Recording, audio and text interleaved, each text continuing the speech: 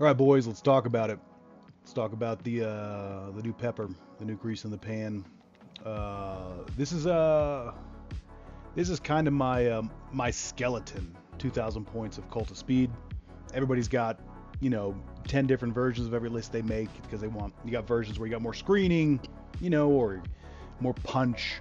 Um, and so if I'm thinking about Cult of Speed, I start with this kind of core, and I will take from and add to this core. So we're just going to talk about how I'm approaching the army now, um, uh, and how I'm playing it, and why I've decided to go with this kind of army. So out of the gate, you will notice, just looking at it, there's a lot of stuff on the board. Okay, a lot of bodies, just not very important ones. We don't really have characters. We don't have big tanks. We don't have that stuff. What we have is lots of speed, and lots of bodies that can get places quickly. Um, that this army takes a lot of advantage of that. So briefly, how does it play? We'll talk about. We'll just read the list first, then we'll talk in general how it plays. You got 3 Coptas because we're scummy, all rockets. 3 squads of bikes, 3 squads of boys, slug of choppa, full squad of burna, the boomdaka, war boss, gash smasher, squad of commandos, squad of grots, shock jump. How does it play? We don't have a lot of what's the word? We can't bring it down. We can't kill a lot of big stuff, and we don't have a lot of staying power. So we're not going to try to contest really those two things. We are going to contest their ability to move and their ability to combine forces. We are going to interrupt their combined arms, as it were. We're going to make it really difficult for them to put pieces of the puzzle together. So let's look at the board. I'll talk about that later. We'll just go from, we'll start from the bottom of here and we'll just work our way up and talk about it. Commandos, I want to take 3 squads, right? Because I think that's an auto take. But I like to play theme, fluffy. And this is Cult of Speed. I can make an argument for 1 squad of commandos. They're like the forward scouts. They see some shit they want to rob. And then, they radio it back in. They call the boys. I can see that. 2, it's getting kind of scummy. 3, probably not getting invited to game night. There again, you're probably going to have to go to a store. Where... well, it doesn't matter. Same with the grots. We'll just get these out of the way. I want grots. I want a brick of 20. I just don't think it's very themey. I can make an argument for, the orcs bring grots with them to fix their shit. I'm cool with that. I don't think a squad of 20 is very themey unless they're farming them for food. I'll think about it. And actually, we'll go to the Def Coptas. These aren't just scummy. We don't survive without them. So we kill transports, right? Since we're fast, we don't want them to be fast. We don't want them to move at all after they've already moved. We want them to move a turn or two with their transports and their fast guys, anything that kind of moves over 6 inches.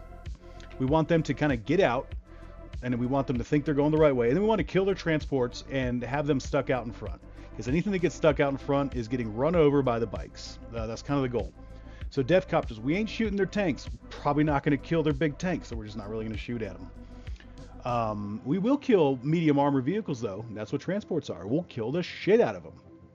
And you know what? We'll charge them after, too. The stuff that comes out, we're going to charge them because we got saw blades.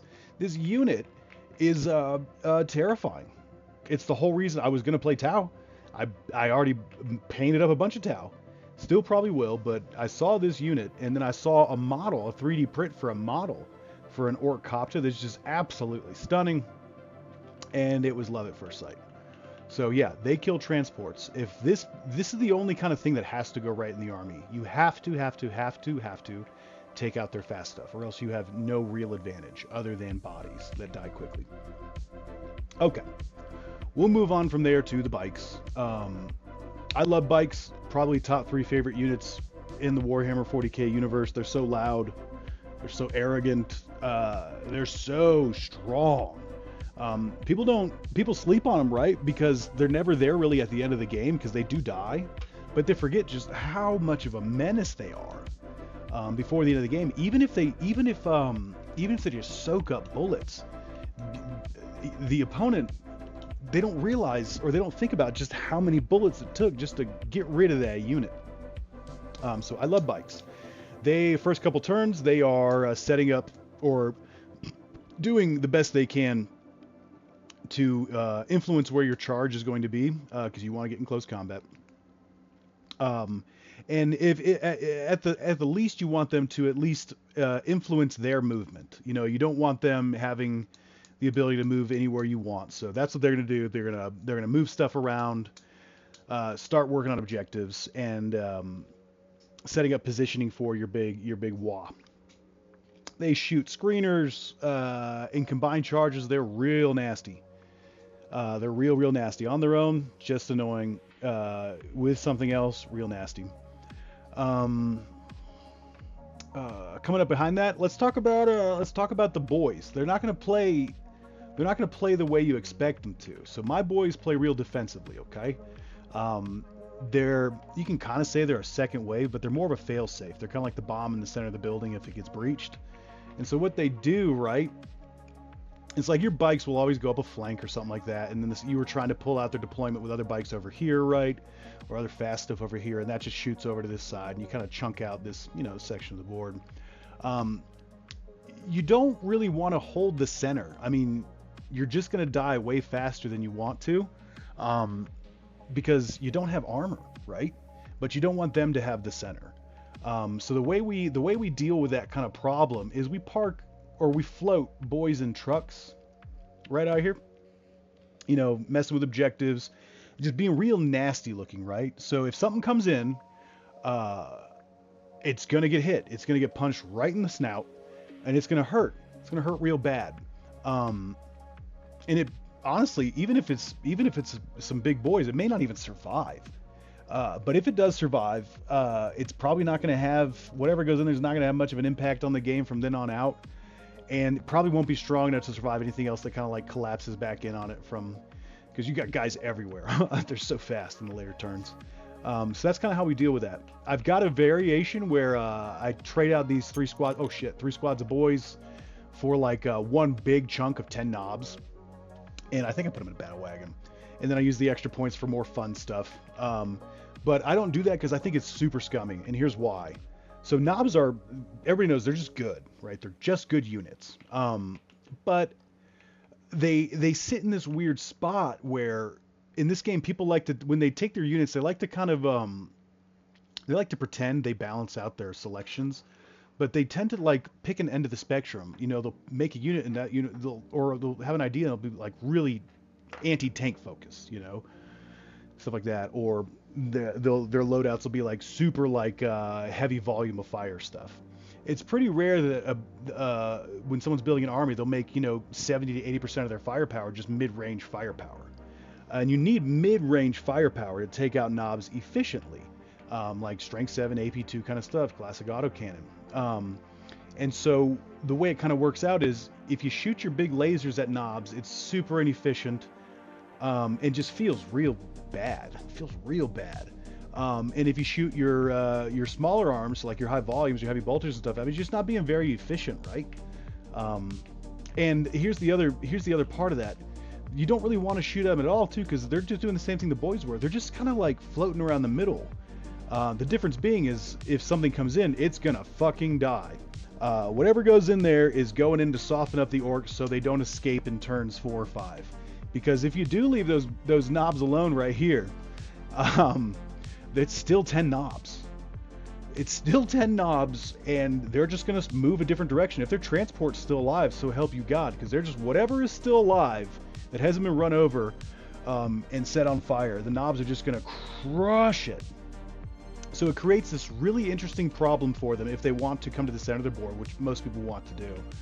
And it makes it kind of just really unusual to take care of it. It's not like they're hard to kill necessarily. They're just not efficient to kill. And that's why I think it's real scummy. And speaking of scummy, I guess we'll talk about the shock jump. Okay. Uh, I think it's really funny that there is a unit for 75 points that just says it just forces your opponent to like play the game, sort of. Everyone when they're making a list, they always think to themselves, like, well, I got to take, a squad of screeners, even though I don't want to, stuff like that. Uh, this unit makes it to where a lot of those things, where a lot of those kind of weird situations, where like, oh, I probably need to take this, but I'm not going to.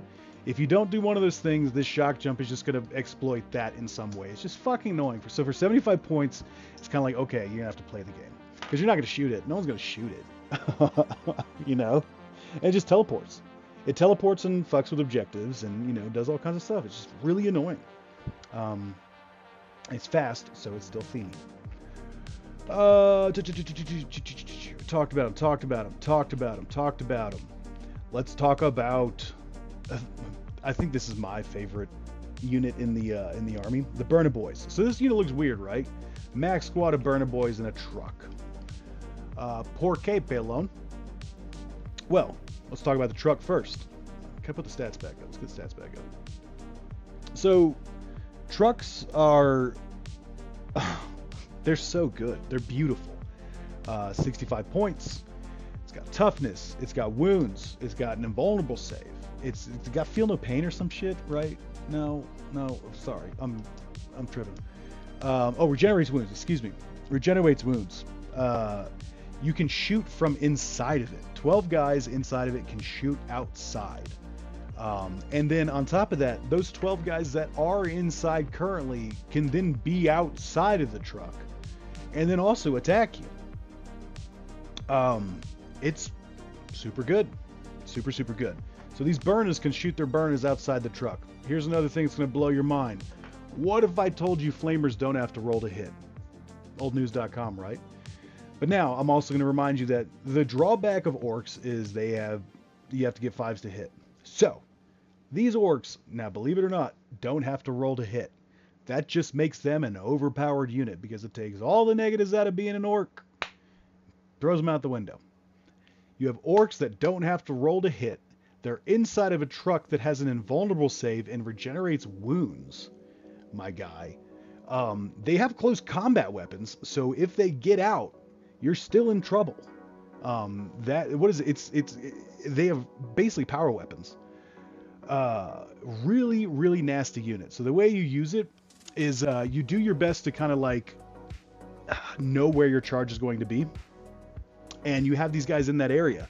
And you want them to pepper down whatever you're about to charge. Take a lot of those wounds off, because that's 8 flamers in there, my guy. 8 flamers that don't have to roll to hit. That's mental. That's going to take a lot of the skin off of whatever's in front of your melee attacks.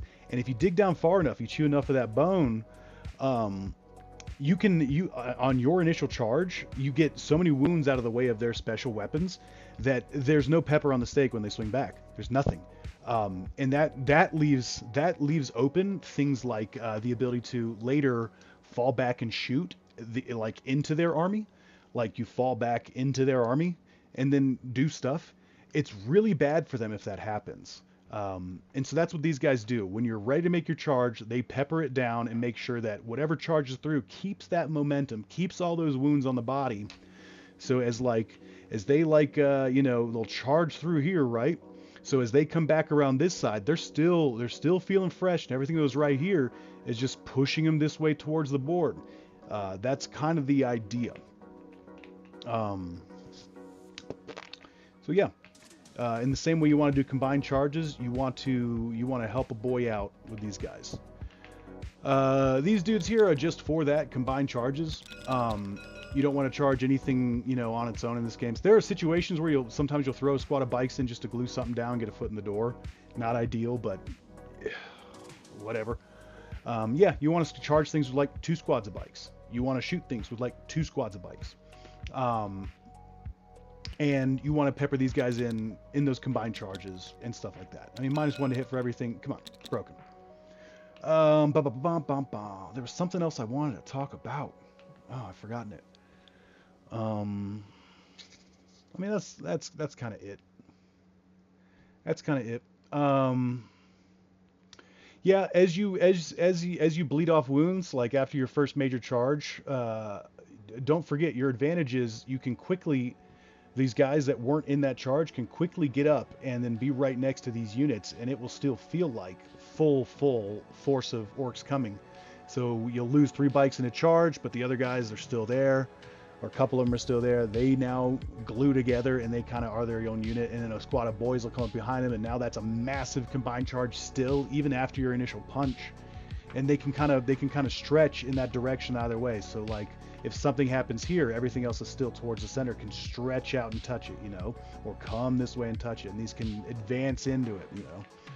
You have the ability to add these wounds. You can pick certain quadrants and add wounds to it very quickly with all the stuff you have running around. Yeah. All right. Well, think about it. Talk about it. Call your mom. Tell her you love her. Have a good night.